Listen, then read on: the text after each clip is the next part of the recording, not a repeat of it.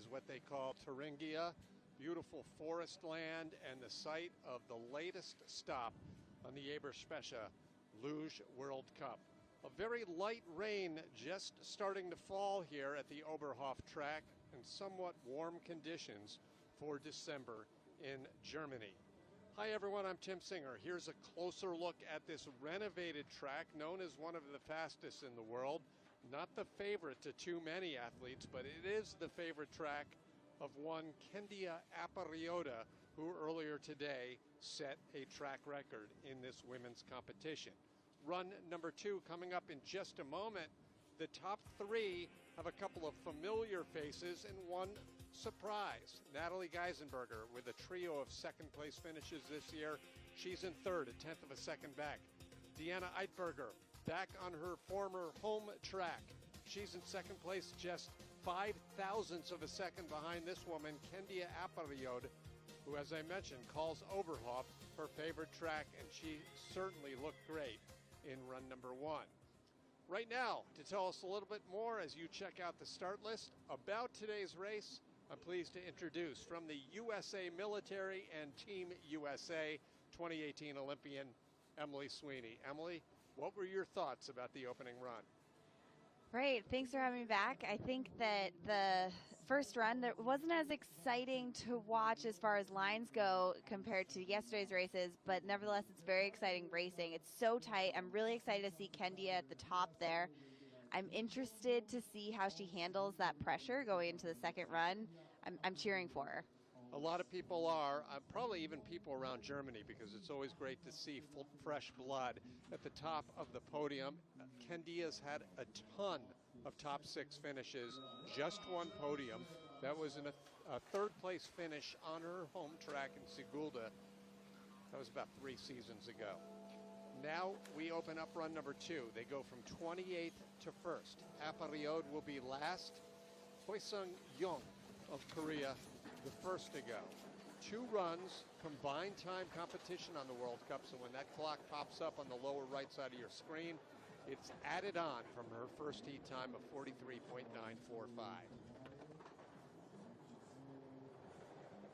Not the strongest starter here. We saw that in the first run, and again, a slower start time in the second run. So there's only so much you can do. We say in Luge that you can't win the race with a strong start, but you can definitely lose the race with a slower start, and I think that's what we're seeing here. A little long there, but a nice recovery, but again, long and big issues in the straightaway.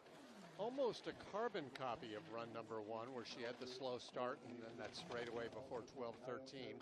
She was going back and forth.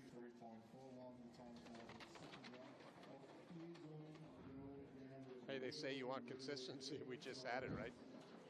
That's true. Ideally, we'd have a little bit of a stronger performance there, but the fact that she qualified for this World Cup and is getting that experience on this stage is great.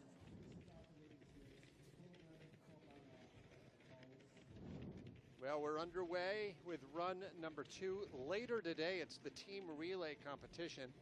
I can't remember a time in the past seasons where there were relays held on 3 consecutive weekends, so that's kind of exciting.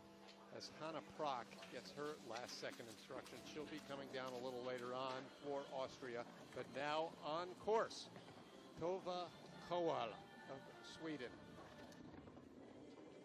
She's a little bit faster of a start this run, very comparable, but 100th faster. If you have some comments or questions, especially early in this run number 2, you can find us on Twitter at Luge Announcer, and also questions and comments via email, luge.announcer@gmail.com. Thanks so much for waking up early to watch live streaming Luge. Emily, did you know that yesterday we were watched in 66 different countries? Wow. No, it's really great to see. I mean, You'll notice that it's pretty quiet out at the track there, but it is cool to see that so many people are tuning in from all over the world, and that's what sport does, right? It brings people together even during these times when we're so separate. No question about it.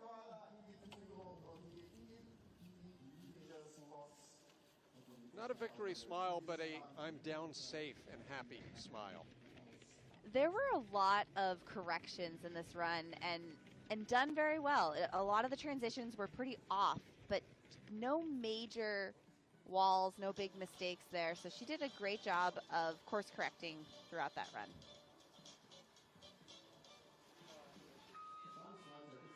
The sleds get attended to early and often, especially with the strong German coaching staff. Veronica Ravenna of Argentina coming off of a 21st place finish last week in Altenburg. That's very respective, relatively speaking, for Veronica. It is, and like you said, she's qualified for all the races, so that's a huge win for this season, and she's definitely trying to build towards that Olympic season next year. So every World Cup experience is training leading up to that goal. Unfortunately, the World Championships this year for Veronica were moved from Whistler, Canada, which is her home track, and they were moved to Königssee, Germany next month. So that's a little too bad for Veronica as she crosses a little adventurous, but 0.3 of a second into the lead. We actually had an email coming in a little earlier asking, and I'm sure you do not know the answer to this, but you probably have an opinion. And the question from Ben is, will the Calgary track ever come back to full-time competition? You're right. I don't have the answer to that. Last I heard, they're really just stuck on funding. So there was a vote, and locally it was voted against to give the funding to the Canadian Olympic Park. So really, they're at a standstill, waiting for more funding to finish the renovations there. I hope it does return. It's not my favorite track to slide on, but it's a great opportunity to have one for Luge Canada, to have that pool of athletes for their feeder program, and also for the world to have that track to go compete on. One of my favorite places to go to. Of course, I don't have to slide, but so conveniently located near the airport, near the city. We move on now with the first Italian, Marian Oberhof, and she will celebrate her birthday, I believe, next week. She'll turn 21. No, tomorrow, actually. Tomorrow will be her 21st birthday. So I learned it's not it's unlucky over there to say happy birthday before the birthday actually happens. Okay. So I won't do that, but I will say that she had a great showing in the first run, and all of this is just gaining experience. She's very young, like you said, so each run very long there, but wonderful correction there off of 13 by Marian there. 68.5 miles an hour at the fastest part of the track as she moves ahead of the Argentinian Ravenna. It's Marian Oberhof into first place very early here in run number 2, Oberhof, Germany. That could have gone really badly for her off of 13. She had a lot of direction towards that right wall, and that was a pro save there. No sprint race this weekend. That will resume. The second sprint competition will be held next week in Wittenberg, Germany. This year, Emily, as I'm sure you've heard, they will be awarding 2 crystal trophies at the end of the season, one including the sprint results and one excluding them. Your thoughts? My thoughts are, I think it's great because there was a lot of controversy having the Sprint World Cup added into the overall. If you had one bad race and then you don't qualify for a sprint, that's 2 races against you. Right. So, yeah. And it just created a larger gap for people who were on the cusp of making it into the sprint. So it really just kind of, I don't know. There was a lot of negative feelings against it. So it's great to have the options there.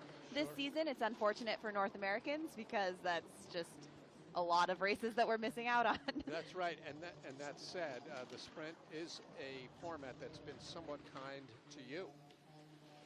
Yes, I traditionally am not the strongest starter. I'm working on that, but I love, my strength is in my driving, so it does favor me. So it's a bummer that I'm missing out on so many of those races, but I'm just hoping to get back there in whatever that looks like. We are hoping to see all of the North Americans and a couple of the other countries that have skipped out on the first part of this season. Schmaha crosses in second place behind Oberhof.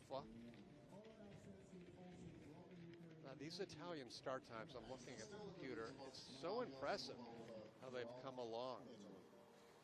It really is, and I mean, their whole program, I've kind of had a little window to peek into it, and it's really impressive the way that they train together as a team, and all of their strength programming as well. It's kind of gone through an overhaul over the past quad, I would say. So it's exciting to see that progress translate. Elena Stechkiv has about 0.18 of a second advantage over Oberhof entering this run. Let's see if that disappears at this first split. No, staying exactly the same. So they basically matched start times. She looked great on the sled in the first run. Very consistent, looks nice on the sled. Looks good. Sometime, Master was saying yesterday, or I guess it was Tournament was telling me that the sound is very telling on this. It is. And you can hear kind of the rumble that happens.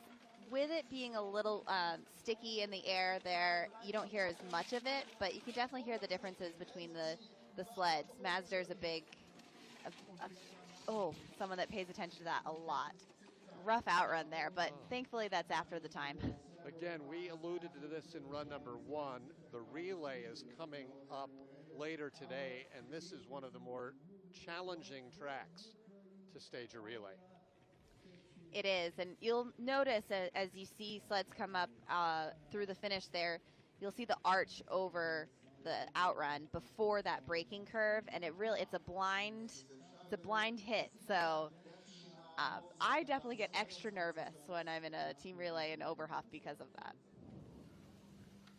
Sigeta Bergina, the first of the Latvians, finished in 4th place in the overall standings in the Junior World Cup last season. Gives us an opportunity, as we have a Latvian on the handles, to again welcome and pass along the news that after 26 years, the International Luge Federation has a new president. Einars Ogielis takes over from Sepp Fent.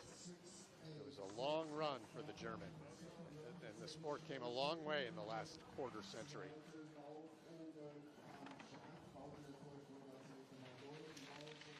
Staying in the green here. Looking good so far. A little early there to 11, and a little long on the exit there, but she's making great corrections as she's going down. Oberhof can be a challenging track to make those corrections because the transitions are so short. So you're really going from curve to curve, and there's not a lot of room for error there. But she did a great job.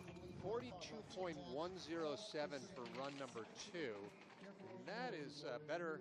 That's roughly a quarter of a second faster than her first heat time.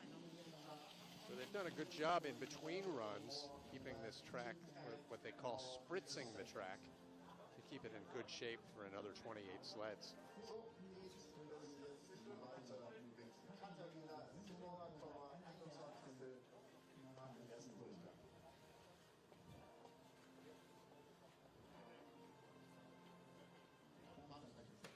Emily, you were mentioning earlier how it's soft up there at the start. You can see it with the grooves. You can see it with the paddles. Right. You always hope that. So with luge, for people who are new, we don't have set grooves like bobsled and skeleton, but on warmer days like today, naturally the steels will just sink into the ice there because people are sitting waiting for their turn to go. So you hope that those grooves are set straight. If not, it's an additional challenge to an already challenging start curve here for the women. Katerina Zimonakova finished 23rd at the Olympic Games. She's the only Slovakian in today's women's race. There were 4 Slovakian men racing yesterday, which I believe is the most ever in a single World Cup. Huh, that's an interesting fact. I think she's having a pretty decent run here. A little bit of extra time on that straightaway from 13 to Kreisel. She added some distance for her, and I think that's why she ended up moving back a spot. But overall, a pretty good performance from Katerina. She's down safely, which means she will represent Slovakia later today in the relay competition, I believe, with Nenis. And the young doubles team. Yeah, this is a sight again. 2 military officers, 2 coaches, no luge enthusiasts, no spectators. It's hard to see. It is, and I'm sure that the athletes are feeling that lack of energy that the fans bring to the race. We really feed off of it, and it's fun to share this with the fans directly. But right now, like you said, people were tuning in from 66 different countries. That's awesome. It's fun that this can be shared with so many people during a pandemic. Klaudia Demiracka from Poland, 5 paddles and a pretty smooth settle. Emily, what's great about Germany, what's tough about Germany for the rest of the world is it's tough to win on German tracks. What's great about it is that the spectators, when they are there, they show their appreciation for the athletes from all of the nations. I'm sure you hear your name shouted out loud by German fans. I do, and it is cool. Especially Oberhof. I've actually seen some of the volunteers and officials that are fans as well, and we miss seeing them. And I don't know. This is such a great track to be at on a race. Typically, there's so many people just there to have a good time and enjoy winter sports, and it's just tough right now. Nice little run for the Latvian Bergina, who stays in first place as Demiracka finishes just 200ths of a second back. I sometimes refer, Emily, to the 1,000th, which the clock shows, and sometimes just to the nearest 100th. What is the terminology with athletes when you're talking about it? Typically, it just depends on how precise you're getting. We do the 1,000th of a second is such an insane amount of time that we are measured to. I read a statistic once that a typical blink of the eye is 4 to 8 thousandths of a second. So if you're slicing that time into such small increments, and it can be maddening sometimes. So sometimes it is easier to speak in hundredths, but when it comes down to it, we're all being lined up next to each other to the 1,000th of a second. So that's really where we need to pay attention to. 4 paddles for Eileen Frisch as she settles onto the sled for South Korea. Looking as if she will be the representative later today with Park and Cho and Lim, the men's competitor. The South Koreans, like the Americans and Canadians, initially were not going to be part of the World Cup first half of the season. They made the decision, or got the clearance, to come just about a week before the Innsbruck race. Oh, wow. Yeah, right now, so far, this is a pretty much textbook run from Eileen. So her lines are right on point. She could be a little bit more stretched out on the sled, but to be 9 thousandths behind, that's some good racing. When you're within 100th, you don't say 100. That's when you say thousandths, 9 thousandths. That's incredible. That's 2 blinks of the eye, if I heard correctly. Right. It's crazy. Again, this nice little run for Bergina continues. The young Latvian has moved up 4 positions. She'll be in the top 20 for sure. Nice exit off of 13 there, and holds it to the right wall. A little bit too early, but it's better to be too early than too late going into Kreisel there. So she did the right process there.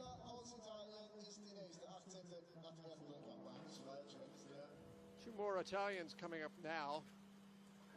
This is Nina Zugla, 19-year-old from Merano, Sud Tyrol.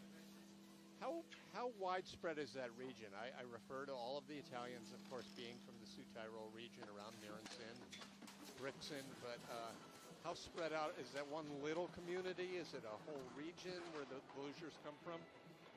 So I think I could be wrong here, but most of them are within about 45 minutes from each other. So there is some distance there, but not too far where they can't all train together. And again, you're not the expert, but you have a lot of familiarity with this program. When this Cortina track is eventually built, Do you believe that will become a new home training ground, or will they still kind of base Ooh. themselves? Oh, big problems for Nina. Long on 13 there, and it just caught up with her, and that's a tough ping pong to stop there. But I think the program as a whole, they're really looking forward to having a home track. That will be huge. I'm curious to see how that will evolve. Right now, Moronson is a big kind of anchor for their program. That's right. They have a gym there. They have a start ramp. So we'll see if they do start. I mean, we've seen it in Canada where they have two kind of home bases and they cultivate athletes from both sections, from both regions. So we'll see if that is the case with Italy. But right now, I think they're just really looking forward to have their own track, especially for times like this. I mean, as an American, I'm so fortunate to have a track 7 minutes down the road from where I live that we can go and test things on at any time. Italy doesn't have that. So to have as competitive as a team as they have without a home track, I'm very impressed by it. That is impressive. Verena Hoffa, now let's see how her start time is here. We've been singing the rave reviews about the Italian starts. 4th fastest for the woman who finished 15th last year at the World Championships. It was a great opportunity for Verena to take part in the Worlds in Sochi. She was just 20 years old at the time. Actually, she was just 18 at the time. Wow, and this is, so she's the second sled of 4 sleds that are within 100th, just about 100th of each other after the first run. So this is very tight in this little grouping of sleds. A little bit long on 13, but she did a nice job of correcting it. Through the finished Kreisel and also adventure down at the bottom, but good speed working on the lower part of the track. So Virginia's run at the top of the leaderboard comes to an end. Verena Hoffa of Italy takes over the lead with still one Italian coming up a little later on, Andrea Fetta. For such a young athlete to have that performance early on in her career is really great, and it shows a lot of potential for the future.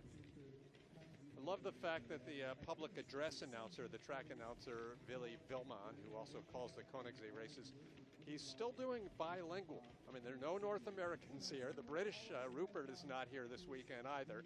Yet you get the German and Deutsch announcing.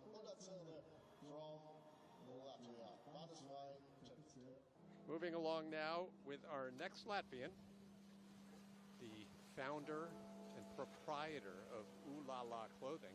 This is Ula Zerna. Have you ever purchased any product from Ula? I actually have. I have one of her shirts, so it's fun to support kind of things that athletes do off of the ice as well, and also it's a fun shirt to have just on my own. Ula calls Pyeongchang her favorite track in the world. You don't hear that. You hear about that about as often as you hear Oberhof, probably less often. I think that's the first time I've ever heard that. Yeah. So, I mean, she had a solid Olympics. It was 12th, but she in Curve 9 got along pretty well. She did. I actually iced her. She was the person after me when I crashed, so sorry, Ula, for that one. Too bad, yeah, but worse for you. That was a dramatic moment, Emily. We're just glad you're back and competing and winning World Championship medals. Thank you. Great run from Ula there. She should be really happy with that run. The Latvian takes over, actually gives Latvia back the leader box for the time being, where Bergen sat for quite some time. 2-run combined time, 1:24.043. And she only has 1,000th of a second to play with over the next sled. There really are so many tight little groupings of sleds in today's race. She absorbed the bumps very well. You can see how relaxed her body is coming on and off the curves there. That was a nice performance from Ula. Katerina Baturina up next, 28 years old, from Krasnoyarsk. That's where the Denisov-Antonov doubles team also comes from. Craig has a question for you, Emily. How many pairs of gloves and booties do sliders generally go through in a season? Ooh, gloves typically, for me, I have one set of training spikes and then a race set for the season. Booties are tough because, especially we have these newer booties that we have for the last 2 seasons. If you hit a wall and they can go very quickly. So, but typically starting the season, I get a World Cup set and a World Championship set, and then if you scrub a wall, you have to get a replacement after that. But some of the tracks do a really nice job of keeping the short walls clean, where other ones it feels like they're razor blades, and those really tear up our equipment. The 2-time Olympian Baturina sits in 3rd place, a 10th of a second in back of the leader, Ula Zerna. We've had 15 now come down, actually 14 of the 28. We're exactly halfway through run number 2. Still ahead, all of the Germans and the leading Latvia, Candia Aparioda.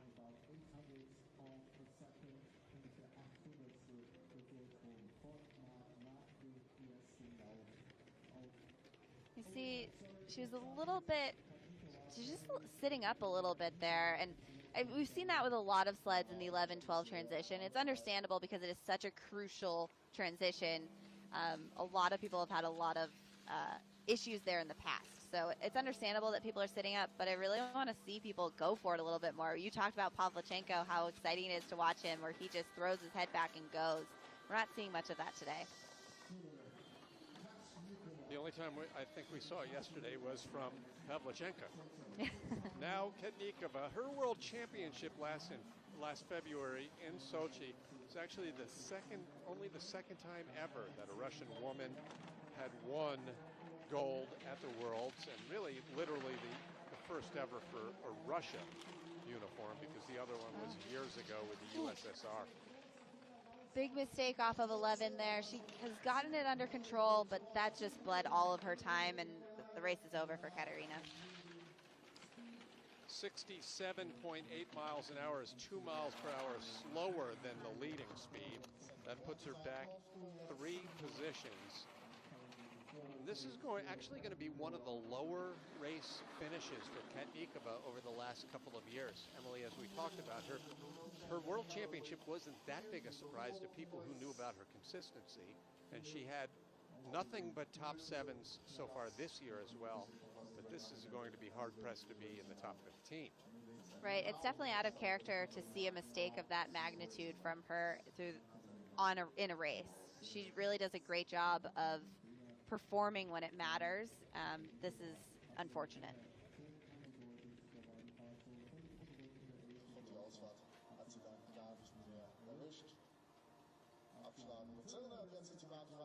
Moving along with Switzerland's Natalie Mogg, and perhaps the only people more excited about the World Cup finale being rescheduled for St. Moritz than Natalie is her fan club, Team Mogg. They've been at it for 4 or 5 years, traveling around Europe, rooting for Natalie, and originally for her brother Christian as well, who has retired.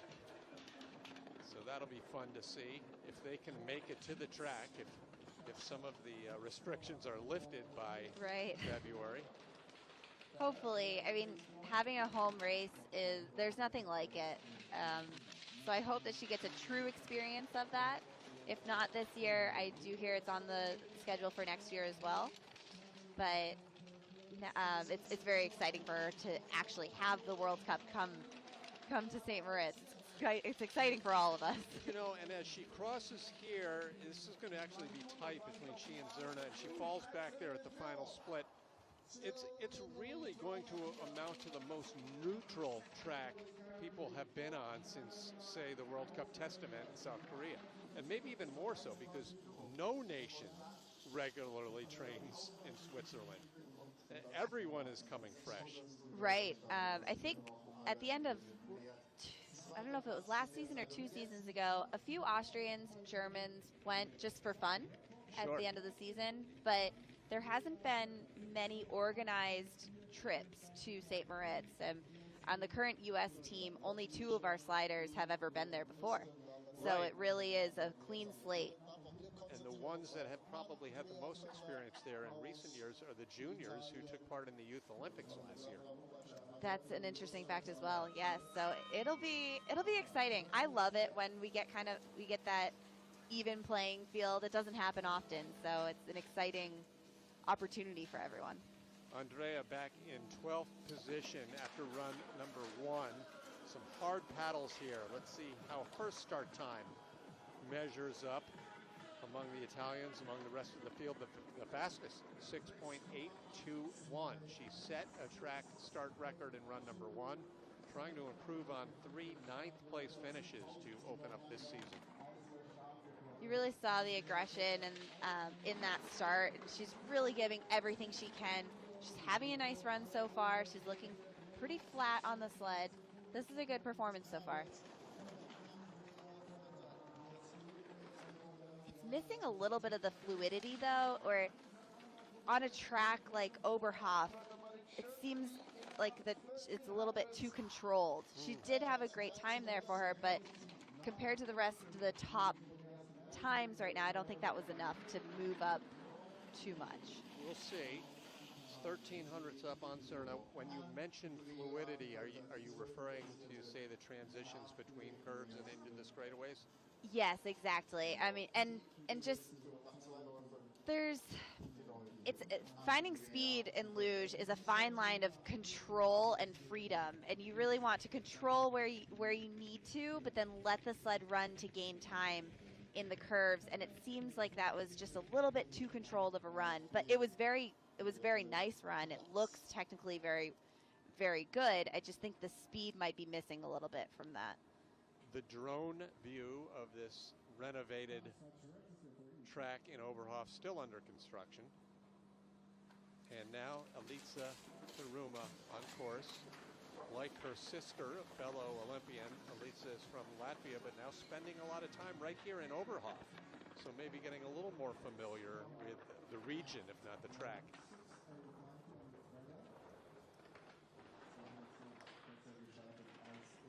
Looking good so far. A little bit early on some of the entrances, which could scrub some speed, but she's definitely within range on her lines.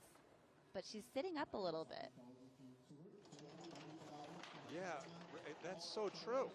Oh, I mean, that head is way up. Now it's back a little bit, but that's not what we typically see from Elisa. well, somehow it paid off. So what's interesting there is, despite what you referred to as not perfect form, she had great speed down below. The Latvians have been pretty impressive start to finish so far. With one more still to come, does this bode well for Apriota, providing she can drive the lines well? I really hope so, Tim. This is very exciting, and I think it does have something to do with their experience with humidity and tracks. I think that their program has had a lot of experience with that, with being from Sigulda. So I hope their sleds are running. I hope they continue to run, and that Kendia can really throw down in this second run. Taruma of Latvia leading Fetter of Italy, with the top 10 getting ready to come at the top here in Oberhof.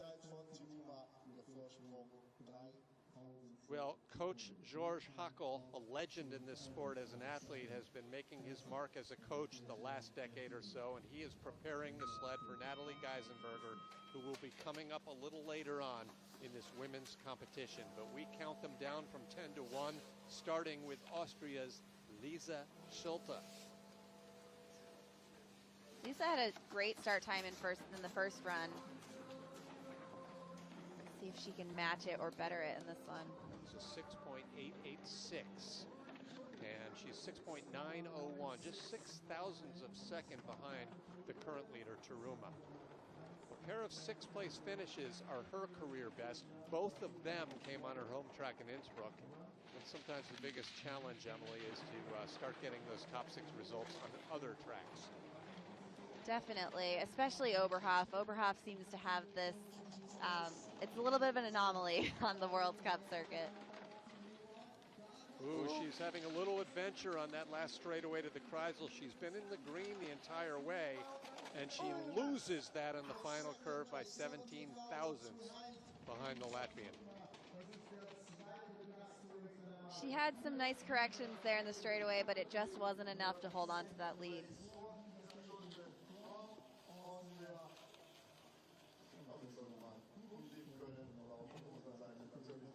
We've got Julia Tobits waiting on deck. That will be very interesting to see as Taruma leads for Latvia. Looks like it's getting foggy again. It does, and a lot of times in straightaways like that, the fog can just get trapped, and the visibility is a little bit lighter, a little more challenging to see, especially when you're trying to look so far down to your next entrance. Now Tobits, by her own admission, she may have underperformed a little bit in run number 1. This is a 2-time race winner out of 3 events this year. She really hasn't been out of the top 5 in any World Cup race over the last couple of seasons. She's back in 9th place. As I mentioned, Emily, even though she's spent most of her career training here, she says that she and the Oberhof track don't necessarily have a great friendship with one another. I can relate to that. So it is challenging to find the rhythm on this track, and she had a big mistake in 11-12 in her first run, so that setup starts right here in curve 8. If you have a nice 8, it really sets up the labyrinth pretty well. A little bit early there to 11, see if she has a nice correction there, but another skid going into 12. Just not a good performance from Taubitz today. And just like that, she's in the red a lot sooner down the run than most of the last few sleds, crossing back in 3rd place and in danger of falling out of the top 10. Emily, I'm not sure if you're a golfer, but I know from playing golf that there are certain holes on certain courses that, you know, if I hit a bad shot 2 or 3 times, I may hit a bad shot the rest of my life at that location. And that seems like that's what's happening with Julia in that one section of the track. There's a lot of parallels between, I'm not a golfer, but I do enjoy listening to podcasts. And when I hear golfers speak on podcasts, a lot of it parallels luge. And there is so much of that mental game here. And you can create mental blocks for yourself with mistakes and then continue to kind of will them into existence that way. And that is quite possible here, but at some point we have a lot of practice with getting over those blocks that we create. So I think that she can definitely be better in the future, and especially having Oberhof having a world championships in 2023. So she has a lot of work to do, but I wouldn't count her out.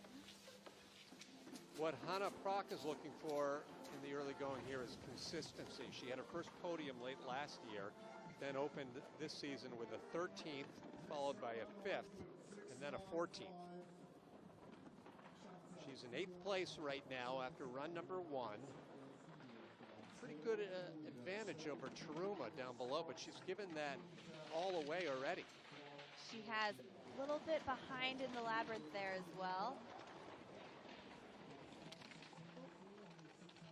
It's just a bit of a sloppy run from Hannah.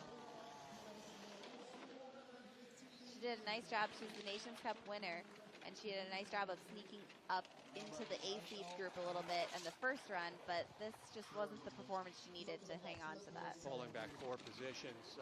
You have been a past winner of Nations Cup races, and that usually tells people a couple of things. If you win the Nations Cup, it means, well, you were relegated to having to qualify. We know that, but it also often means you're comfortable on that particular track that week. And Nations Cup winners are often in the top 5 or 6 in the World Cup race. Right, and she had the potential to do that this week, but her lines were not where she needed to be today.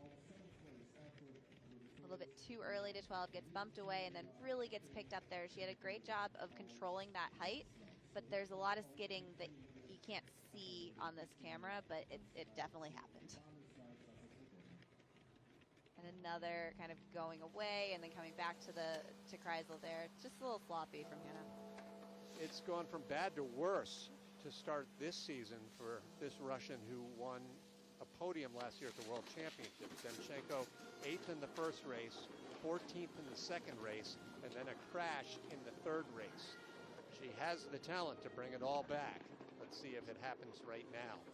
She does, and that was a great start time there. At 300 faster than her first run. We haven't seen many people better their start times from the first run, so a great start for Victoria here. As a point of comparison, last season she had 4 podiums and was in the top 6 in all but one race. She's putting together a beautiful run.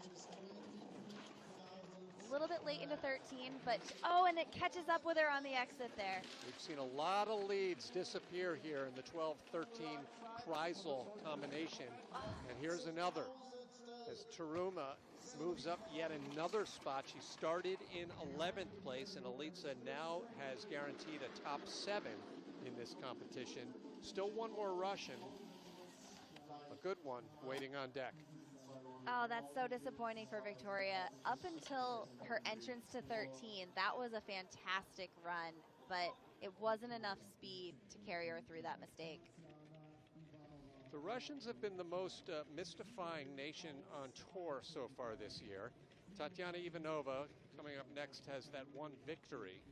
But other than that, there have been no podiums for Russia. And this is a country that arguably was the best in the world last year. Germany included, right? I would say so, yes.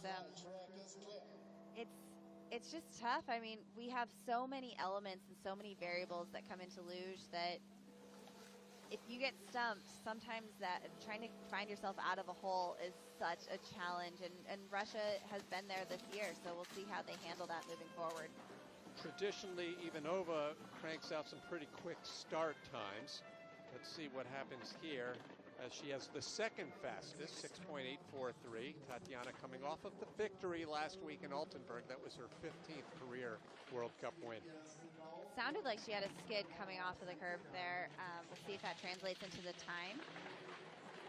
In training this week, she had a 79 start, so it's quite the difference from training to the start today. A little long. Nice. This isn't the best run from Ivanova, but she's still in the green. Yeah, nice in the straightaway. The approach to the final curve we've noticed has been important, and she does it by a 1/10 of a second. Nice run for Elitsa Taruna, but a nicer one on the ice for Tatiana Ivanova. And Emily, you mentioned how it's nice to live just a few miles away from the track. That makes life real conveniently. Ivanova's home, the distance between her home and the Sochi track, which is the only track in Russia, 3,000 kilometers.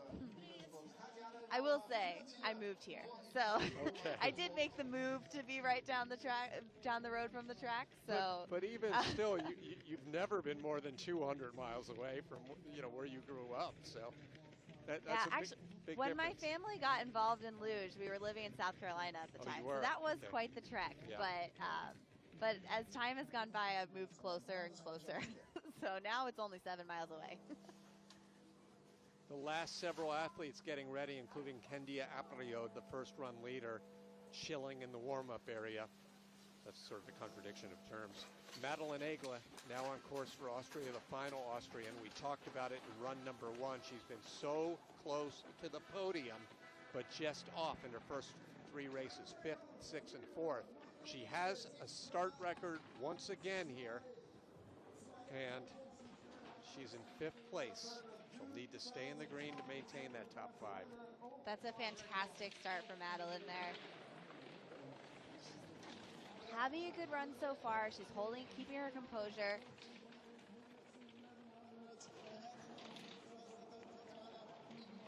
Oh, a little bit long there, but a nice correction coming into Kreisel. Really this is a great decent, performance. really decent speed. So Egla crosses with a track record, 123.514.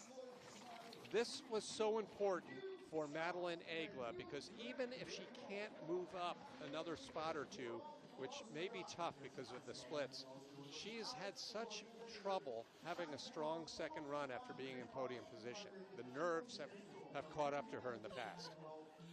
She has so much potential that's really showing this season. When she puts all the pieces together, she's going to be very challenging to beat.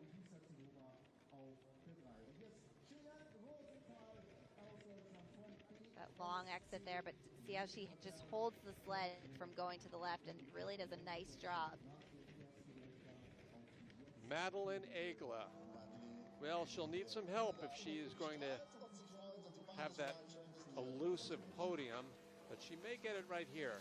Number 4 on the depth chart of the Germans, Cheyenne Rosenthal, in 4th place at the moment, the first of 3 in a row to come down for Germany before the Latvian.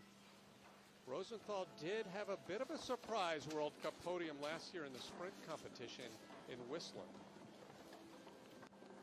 She'll be on her home track next week. Currently the only active World Cup athlete representing the Winterberg region of Germany.